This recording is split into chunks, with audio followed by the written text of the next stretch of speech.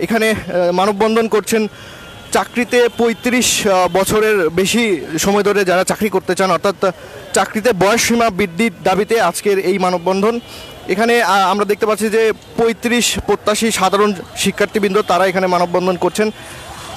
তাদের এই মানববন্ধন থেকে তারা যে ছাত্র আন্দোলনের শহীদ তাদের প্রতি শ্রদ্ধা জানিয়েই তারা এই মানববন্ধন আজকের এই মানববন্ধন আয়োজন করেছেন। আমরা যদি একটু তাদের সাথে কথা বলতে চাই, তাদের একজনের সাথে, যে আপনাদের দাবি দেওয়া যদি একটু আমাদেরকে দর্শকদের জানাতে। আজকে আমরা যে দাবিটা নিয়ে এখানে দাঁড়াইছি এটা খুবই গুরুত্বপূর্ণ একটা দাবি।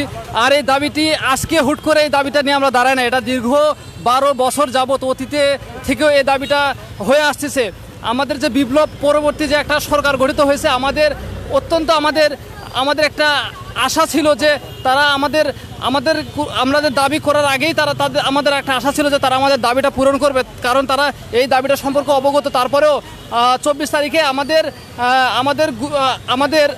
একটা প্রোগ্রাম ছিল, এই প্রোগ্রামকে আমরা ক্যান্সেল করছি বন্যার্থদেরকে ত্রাণ দেওয়ার জন্য।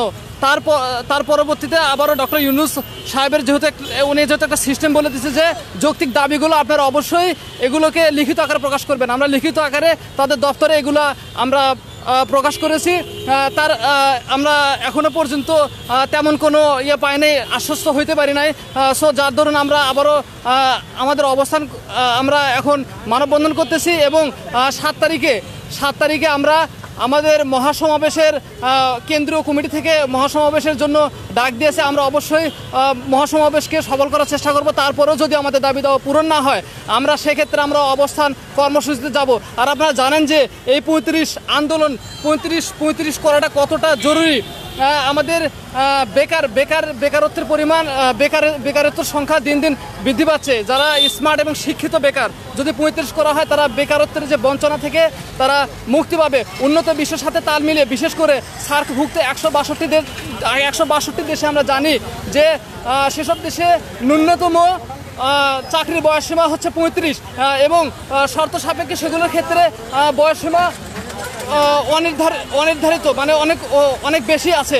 তো আমরা চাই যে উন্নত বিশ্বের সাথে তাল মিলিয়ে তাদেরকে অনুকরণ করে আমাদেরকে আমাদের যারা ভাই ব্রাদার, আমাদের সবাইকে বেকারত্বের গ্লানি থেকে মুক্ত করতে আমাদেরকে অবশ্যই এই যে 30-এর রেস্ট্রিক্টেড যে সংখ্যাটা, ডিজিটটা আমাদেরকে চেঞ্জ করে আমাদেরকে সম্ভব যদি হয় এটাকে উন্মুক্ত করে দিতে হবে। নাহলে আমাদের যে মিনিমাম 35 এইটা আমাদের করে দিতে হবে। এটাই আমাদের হচ্ছে দাবি।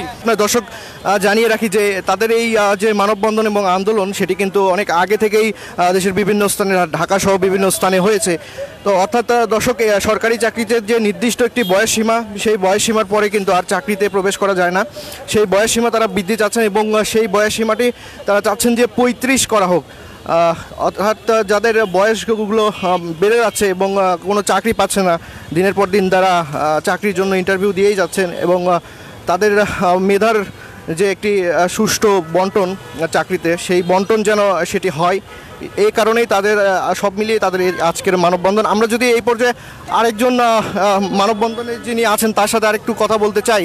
যে আমাদের দাবি দেওয়া তো আমরা অনেক দিন ধরেই চাচ্ছি যে আমাদের এর জন্য সরকারি চাকরির জন্য 35 করা হয়।